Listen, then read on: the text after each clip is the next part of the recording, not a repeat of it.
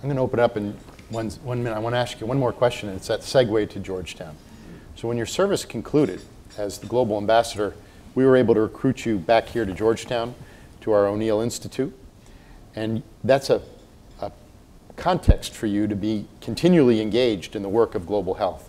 Could you describe a little bit of the work of the Institute, but particularly the projects that currently are occupying your time and attention? Yeah, I mean, it's a great opportunity, and I'm so thankful I've known you for 23 years because I don't know what I'd be doing otherwise. But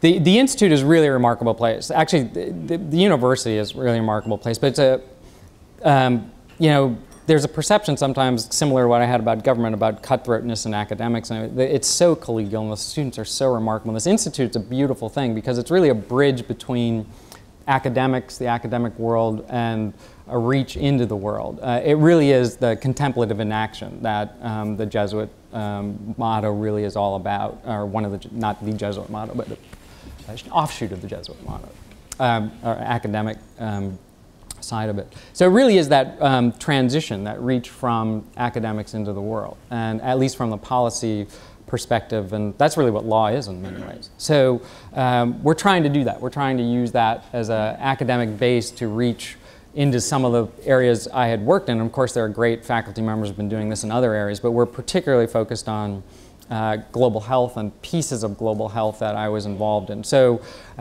one of the things is we still have way too many HIV infections. Treatment has been a wonderful thing. Literally millions of people are alive today because of what's happened. Literally millions of people. But we're still getting more infected, and that means more treatment. And so there's a new approach to use those drugs that we were using to treat people, give them to people who aren't positive, and prevent transmission. It's called pre-exposure prophylaxis. There are some studies happening about that right now, and we'll have results in the next year or so.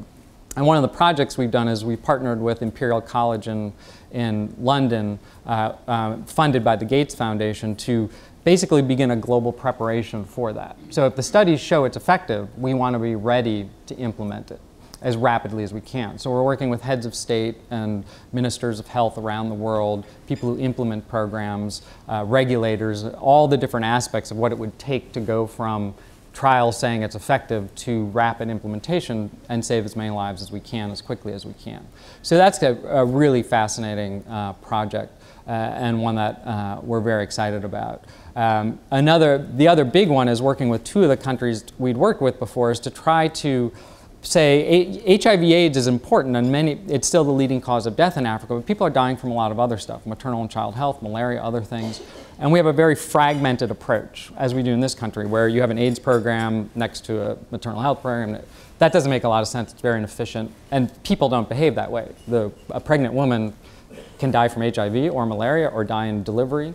So how do we integrate that in a more effective way? And so working with the Bush Institute, actually, and with the Gates Foundation again, and some other big foundations, the government of Norway, we're working with two countries, Ethiopia and Rwanda, to see if we can support them to develop an integrated approach, which they're doing anyway, but then prove that that's a more effective way to deliver healthcare in a better, more cost-beneficial way. And then hopefully that will lead to a change in behavior and a change in the way we fund things. That's a big long-term project. There are lots of other ones that we're working on, changing global architecture for how we do health, a whole bunch of other things, but those are two of the bigger ones that we're pretty excited about. Thank you. Thank you. Let's see what kind of questions you've provoked in our audience. We've got microphones here, and my colleagues are going to bring them to you. So if you'll just raise your hand, I'll call on you, and we'll get you a microphone.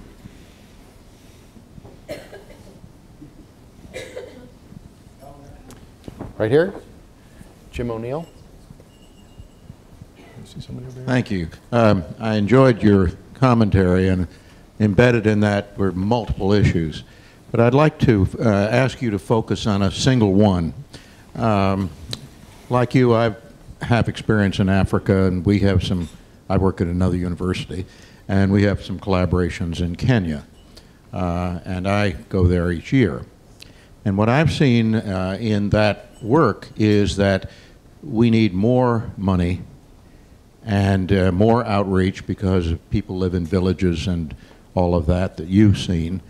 And yet the word is that funding is not going to be as available as we're looking ahead in the next 5 years, and that some of the programs, instead of expanding, which is very important to the concept of prophylaxis, et cetera, will have to be restricted. And I wonder if you could give us a bit of a picture as to what you perceive as what will be the availability of funds in order to expand this in the way that it ought to be. Yeah.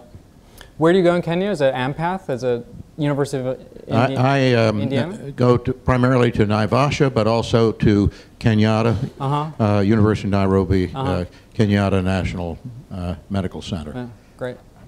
I'm afraid the picture isn't very good. We're likely to see stable funding, so non-increases. So, you know, we went from $500 million a year to $7 billion a year for HIV alone. We actually tripled all of development in the last 5 years under the Bush administration, quadrupled it for Africa. And other countries started to come along. I mean, tragically, the United States we are by far, I mean, no one's in our stratosphere in terms of resources, so we're the drivers of all this. But unfortunately, if you look around today at the G8, with Gordon Brown losing, we actually don't have any global leaders anymore for whom development is a pivotal issue. And I actually talked to heads of state in Africa who tell me that they feel under no pressure to engage in development, because when they go around now to meetings, they're not asked. I mean, before they would be asked, you know, where are you in your AIDS program? Where are you in your malaria program? When they met with their counterpart heads of state. And that really has dissolved. Now, so I think for the next couple of years, we're going to see retraction.